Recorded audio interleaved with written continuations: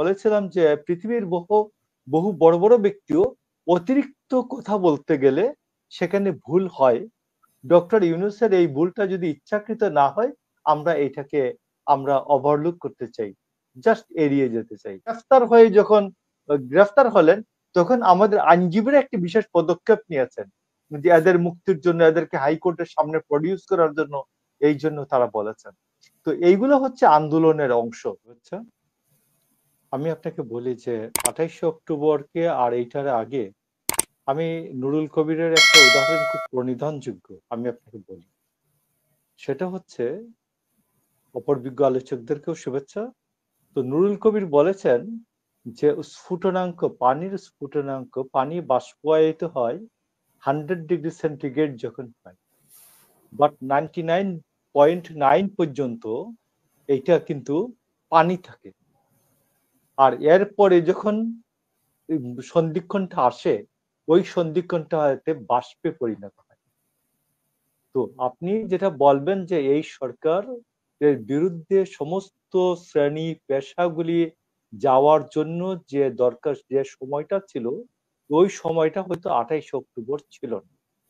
এক, আর 28শে অক্টোবর কয়েকটা আওয়াজ শুনেই বিএনপি পালিয়ে যায় নাই। 28শে অক্টোবর তারা বিএনপির সমস্ত মাইকের তার কেটে দিয়েছে, এবং তারপরে যখন ওইখানে আর ভাষণ দেওয়া সম্ভব ছিল না, ওইখানে মুহুর্মুহু সাউন্ড গ্রেনেড এবং গুলি হচ্ছিল, তখন বিএনপি ঠিক মনে করে নাই যে ওই মুহূর্তে জাসদের মতো একটা যুদ্ধে যাওয়া দরকার, তা মনে করে নাই। আর বিএনপি ওই রকম একটা যুদ্ধের জন্য প্রস্তুতি নিয়ে ওই দিন 28 অক্টোবর সমাবেশটিও করে নাই।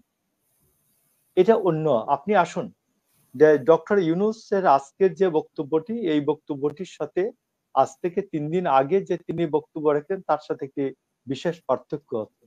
আপনি নিশ্চয়ই আমাদের আহ নাজমুল হাসান কলিমুল্লাহ স্যার, আপনি নিশ্চয়ই লক্ষ্য করে থাকবেন, 3 দিন আগে বলেছিলেন যে 3 দিন আগে বলেছিলেন যে ছাত্ররা যে বিজয় গাথা করেছে, এই গল্প শুনিয়েছেন। তো আজকে বলেছেন যে ছাত্র জনতার প্রতিরোধে ওই সরকারের পতন হচ্ছে। তো এই বক্তব্যটা আমরা বলেছিলাম যে পৃথিবীর বহু বড় বড় ব্যক্তিও অতিরিক্ত কথা বলতে গেলে সেখানে ভুল হয়। ডক্টর ইউনূসের এই ভুলটা যদি ইচ্ছাকৃত না হয়, আমরা ওভারলুক করতে চাই, জাস্ট এড়িয়ে যেতে চাই। আর একটা হচ্ছে যে আমি আপনাকে বলি, মাস্টার মাইন্ড এইগুলি আন্দোলন সংগ্রামের বিজয় কখনোই পরিকল্পনার মাধ্যমে আসে নাই। আপনি বলবেন না যে 25শে মার্চ যে রাত্রে আমাদের সেনাবাহিনীর যে বিদ্রোহ, পাকিস্তান সেনাবাহিনীর বিরুদ্ধে বিদ্রোহ, ওই বিদ্রোহ কি পরিকল্পনা করে হয়েছে?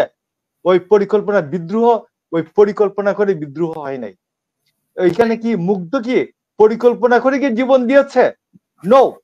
এইখানে কি আমাদের আবু সাইদ পরিকল্পিতভাবে কি জীবন দিয়েছে? কার পরিকল্পনার অংশ হিসেবে জীবন দিয়েছে? তা না। আমি আপনাকে বলি যে আপনি দেখবেন যে আমি কাউকে আন্ডারমাইন করতে চাই না, বাট শুধুমাত্র ইনফরমেশনের জন্য বলতে চাই। আমাদের প্রিয় বিশ্ববিদ্যালয় ঢাকা বিশ্ববিদ্যালয় 17 তারিখ যখন পতিত স্বৈরাচারের বাহিনী ছাত্রলীগ যখন ছাত্রদেরকে পিটিয়ে উঠিয়ে দিয়েছে, এরপরে 3 তারিখ পর্যন্ত ঢাকা বিশ্ববিদ্যালয়ে কার্যকর কোনো আন্দোলন আর গড়ে তুলতে পারেনি ঢাকা বিশ্ববিদ্যালয় ক্যাম্পাসে। এটাই সত্যি কথা। এখানে আজকে যারা 100 জনের উপর যারা সমন্বয়ক দাবি করেন, এদের 19 তারিখ থেকে 3 তারিখ পর্যন্ত দেখবেন যে কোনো ইয়েই নাই, কি বলে, ফেসবুকে তাদের কোনো স্ট্যাটাসই নাই। আপনি তারপরে এই সমন্বয়করা যখন গ্রেফতার হলেন, তখন আমাদের আইনজীবীরা একটি বিশেষ পদক্ষেপ নিয়েছেন যে এদের মুক্তির জন্য, এদেরকে হাইকোর্টের সামনে প্রডিউস করার জন্য, এই জন্য তারা বলেছেন। তো এইগুলো হচ্ছে আন্দোলনের অংশ।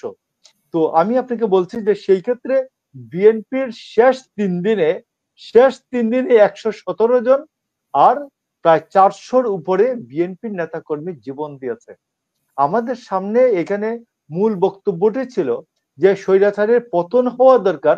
নাজমুল হাসান কলিমুল্লাহ স্যার, না সারোয়ার, ব্যারিস্টার সারোয়ার, না মুশাররফ ঠাকুর, না হাসিনা, কতটুকুন কার কৃতিত্ব হলো, এই কৃতিত্ব জাহির থেকেও সবচেয়ে বড় প্রয়োজন ছিল যে স্বৈরাচারের বিদায় হোক,